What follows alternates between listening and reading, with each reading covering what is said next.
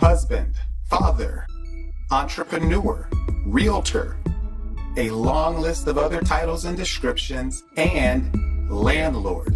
Welcome to the And Landlord podcast with me, Jonathan Taylor Smith, also known as JT, following a roadmap to financial freedom through residential rental real estate.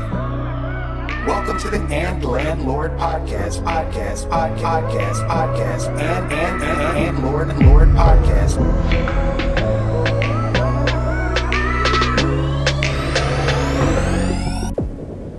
What's going on, everyone? Episode number 3. Thank you for coming back. This is a bonus episode, the second this week. As I said, occasionally I would release more than one episode per week. I wanted to elaborate a little bit on the topic from the prior episode, which was speaking about my first rental property purchase, a townhouse that I bought in May or actually got under contract in May of 2015 and closed on it in July of 2015. So I wanted to speak a little bit more about that whole process, some of the underlying things that I had to do in order to get to the point of being able to make that purchase. So as I said, it started with my reading Rich Dad, Poor Dad on the cruise ship. In between that and actually making the purchase, I also read Brandon Turner's book called The Book on Buying Real Estate with Low and No Money Down that you can get on biggerpockets.com. I also started to post things to that website, listen to their podcast, signed up to participate in their webinars, pretty much just soaking up as much information on real estate as I could. But there are 3 critical things that I had to be able to do to make that first purchase successful. Number 1, I needed to be able to evaluate a potential purchase. I needed to be able to put in the numbers for what the loan was going to cost me and what the property was going to be priced, what the anticipated rehab was going to be, all of the different aspects that make up the profitability of a rental property purchase. You have to account for vacancy and repairs and maintenance and capital expenditures and property management. And so all of these things go into the formula that spits out the answer as to whether or not you're going to make any money on a given property. Biggerpockets.com has a bunch of calculators, 2 in particular that I used then and I use now. They didn't have the second one back then when I made that first purchase. Back then they had what they referred to as the rental property calculator. Now they have that and a BRRRR calculator. BRRRR stands for buy, rehab, rent, refinance, repeat. And it's basically just an acquisition strategy, usually related to acquiring distressed properties with short-term money like short-term private lender or a hard money lender loan that you're going to then rehab into a rental and refinance into long-term financing through a conventional lender like a bank. Whereas the rental property calculator is usually for those properties that even if they do need rehab, it's not so significant that you can't get conventional financing on it right from the start. So those are the 2 calculators that I use most often. They didn't have the BRRRR calculator when I got that first property. I didn't even know what BRRRR was or have that concept in mind. But when I was using the original rental property calculator, it was already with the intent of using conventional financing. You probably shouldn't even get into a scenario where your very first project is one that requires such a high level of rehab that a conventional lender won't finance it. And so the webinars that BiggerPockets has will often teach you how to use the calculators. And then you want to get to the point where you know what you're likely to get as far as terms from a bank for a conventional loan so that you can plug those into the calculator. You want to know what your likely vacancy and rent and repairs and maintenance and capital expenditures and property management. You want to call around to different vendors and get those numbers so that you can then plug them into the calculator. And in some cases, you just have to use estimates. Like, for instance, I believe I used 6% vacancy and 2% repair and maintenance and 4% capital expenditure and 10% property management. And then you just plug those numbers in. I think I realized that I was going to be able to get a sub 5% loan. So I think I did my initial numbers on 4.75%, which is exactly what it turned out to be. You just need to be able to quantify all of those numbers as required for the calculator to do its work. Plug all those numbers in, come out with a value for this property as to what it's going to return on your investment. And you should be doing those assessments of property every day, even if you're not going to buy a particular property. Every time you see another property on the MLS that might even possibly be a decent rental purchase or not, run it through the calculator and evaluate it as a potential deal. The more of those you do, the easier it will become. And eventually you'll get to the point where you'll have enough of the information in your head that you'll just be able to eyeball the average deal and know immediately if it's even worth further consideration to even worry about plugging it into the calculator. But you should do 100 evaluations before you make your first purchase. And I'm sure I did more than that. So as I said, there are 3 critical things that I needed to be able to do to ensure my first deal or to increase the likelihood that my first property would be profitable. And the first of those, like I just said, was being able to evaluate the deal in the first place. But the second was knowing what the property would rent for, which is ironically required to be able to do the first. You can't evaluate the profitability of a potential rental property if you don't know what that property is going to rent for. So that's the second thing. You have to be able to know what a property will rent for. Now, there are many online resources. You go to Zillow, they have the Zestimate, which usually relates to what the property's value is, but they also usually have a rental Zestimate, and that'll give you an estimate of what it will rent for. Or you can go to Craigslist and look up rentals of the same number of bedrooms and general area and the same approximate square footage, and that could give you anecdotal evidence as to what a given property should rent for. There is a website called Rentometer, or some people might call it Rentometer, but I think it's a play on speedometer, so Rentometer, and it's rentometer.com. And you can buy a subscription to the website, but they let you do a certain number of free evaluations where you just put in the address and the number of bedrooms and what you think you'll be able to rent it for. And it will tell you what something of a similar type and size in a close proximity to that address is likely to rent for. And I always back that number down a bit because I don't want to be at the top of the market rent. I typically like the idea of renting properties a little bit below market. So to have an above average quality property that you rent for a slightly below market rent, it makes it so that it's easier to rent the property and you get more interest in the property as a result. And also it's less likely that your tenant is going to leave. I tend to keep my tenants for a long time. But through those sources, you will be able to get an idea as to what the property will rent for. And that number is critical to the first part of what I was speaking of in the overall evaluation, such as using the Bigger Pockets rental property or BRRRR calculators.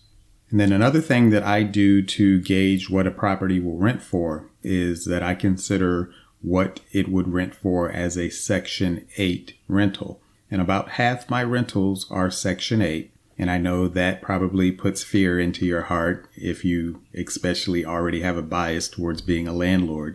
But I can tell you that some of my best properties and some of my best tenants are Section 8. And I'll go over why that's the case in another episode. But there are many reasons for it. Knowing exactly what Section 8 will pay towards the rent of a given property lets you know immediately that it has at least that minimum rent value. And in some cities, Section 8 pays above market rent. In other cities, it pays below market rent. In my city of Durham, North Carolina, it is not unusual for Section 8 to actually pay slightly above market rent. In some cases, the main determining factor is the bedroom count, but also the size and location and amenities play a factor in what they will ultimately pay, as well as the perceived affordability for any particular prospective tenant. For instance, they may pay more or less for one tenant than they will for another based upon that tenant's income. But generally speaking, if I want to know what Durham County, where I live, will pay as Section 8 voucher rent towards a given property, I can just go to Google, put in search keywords like Durham County Housing Choice Voucher Payment Standard. And Housing Choice Voucher is the actual name of the Section 8 program. That will take me to their website. Scroll to the bottom. They have a document, 2019 Payment Standard Schedule. Pull that up and you can see that they will pay for a 2-bedroom up to $990 a month, a 3-bedroom up to $1,356 a month. So that automatically lets me know that when I'm targeting my 2-bedroom properties, if I'm considering them for Section 8, that I'm probably going to be able to rent that property for somewhere around $960 a month because I back it a little bit off of the maximum that they state of $990. Likewise, if it's a 3-bedroom, I can probably assume that I can rent that for around $1,300 a month. And it just varies for each particular tenant, but those are general standards that I know. I can then plug that number into the BiggerPockets calculator and come up with an estimate as to the profitability of this property as a rental. And then, of course, I would confirm using Rentometer and Zillow and other sources. And there are several others that I haven't mentioned. Those are just the ones that I use most. And you can even compare further to Craigslist and other rental listings in your area to get an idea as to what are 2-bedrooms or 3-bedrooms or 4-bedrooms renting for in your area. So that's 2 of the 3 things you need to be able to do. Overall, you need to be able to evaluate the property as a rental acquisition. In order to do that, you need to be able to know about what it will rent for or what it is likely to rent for. And you want to be conservative on that number so that if you have to lower your rent in order to get someone in there, you're still profitable. And then the third thing that goes back to the first, because you have to know it in order to be able to do the overall evaluation of the property, is what will the rehab cost? What will it cost to get this property to the point where it is rentable, where it is rent ready? And as in the case of my first purchase, I'm in the habit now of just automatically plugging in $9,000 as the cost to get each rental unit ready. Sometimes I'll back that down to $6,000. Sometimes if I think it's probably a little bit more deferred maintenance, I might bump it up to $12,000. But you need to know what the rehab cost is going to be in order to make sure your numbers are correct. So those are the 3 things that I had to be able to do before I felt comfortable making my first purchase. I had to, number 1, be able to do the overall evaluation of whether or not this was going to be a good purchase. I needed to know what my cash on cash return would be, what my overall annualized return would be, what my monthly cash flow would be. And the BiggerPockets calculators, the rental property calculator, and when you get a little bit more advanced and you're going to do a BRRRR deal, the BRRRR calculator will make those numbers known to you, but you have to be able to do the second and third thing in order for the first to work. And that is, you have to be able to know what the property is going to rent for, and you have to be able to know what the rehab is going to cost. Now, related to that third one, the rehab, you should go look at a lot of properties, especially those that are vacant and are being sold as is, or other telltale indicators that there's a problem. And I'll be doing an episode related to getting connected with realtors so that they can send you those deals as they're posted to the MLS. and you need to go look at as many of them as you can. And I'll put some information in that episode about how not to annoy the realtor by having them show you all sorts of things that you're never going to buy. But that's a part of why I decided to go ahead and get my own license, so I wasn't being a burden like that and could go show myself a property whenever I wanted to. But you need to go look firsthand at as many properties as you can so that you know what the typical things are that are going to be necessary. You're going to assume flooring. You're going to assume painting. And then you're probably going to be replacing the appliances. And those are going to have a certain default cost to them that you should just assume. And then from there, you have to look at more. Does it need a roof? Does it need an HVAC? Are the exterior siding or boards in need of replacement or repair? Are the deck boards in good condition? Or do you need a new deck, or do you just need a few new boards? Or does it just need to be stained? Does it need gutters? Are the trees going to need to be trimmed? Or are there trees that are going to have to be removed? Does it need landscaping? All of these things are going to factor in, and you also should just assume that you're going to have $1,000 plumbing bill, because I like to have a plumber come out and snake everything so that I know that when I put that tenant in there, there were no plumbing problems when they got there. So if any come up, I know they caused it, and I have no problem then charging them for it. And I'll go into that as well. That gets more into my lease and my style of landlording. I'll get into that in other episodes, but all of these factor in to your upfront rehab cost, and you need to know what that is so that you can get an accurate assessment as to whether or not this purchase is even one that's going to be profitable for you. So that's it for this bonus episode. Check out biggerpockets.com. While I'm by no means wanting people not to listen to my podcast, there are some other podcasts out there that are just amazing with content. And so listen to the Bigger Pockets podcast. Join their webinars. I think they're every Wednesday. Go to their website and order some of those books. They're great.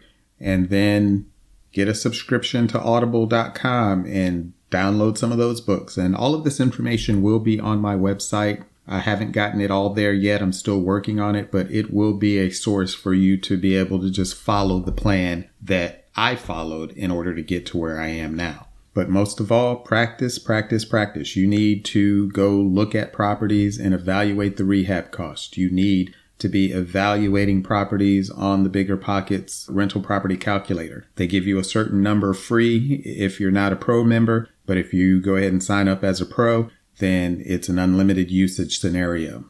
And I've got a few episodes in the works. I haven't decided which I will release next. It may be something on sacrifices that you have to be willing to make in order to be a successful rental property investor or to become financially free. I have one in the works about realtors, as I mentioned, so I may release that one next. But regardless, the regular episode will be out next Tuesday. Thank you for listening to the And Landlord podcast with me, Jonathan Taylor Smith, by Blue Chariot Media, following a roadmap to financial freedom through residential rental real estate. You can find the podcast website and blog at andlandlord.com. The main company site is bluechariot.com. If you've received any value from this podcast, help me, please, to make it available to others, and make sure you don't miss an episode by subscribing and posting your 5-star rating, plus share it on social media. I welcome your comments on the blog. And if you'd like to share your landlord horror story or have a comment or suggestion for the show, call 844-USA-BLUE and enter extension 263, which spells "and" on your keypad, as in "and landlord," and leave a message. It may be used on a coming show. Thank you. Be all that you are. And landlord.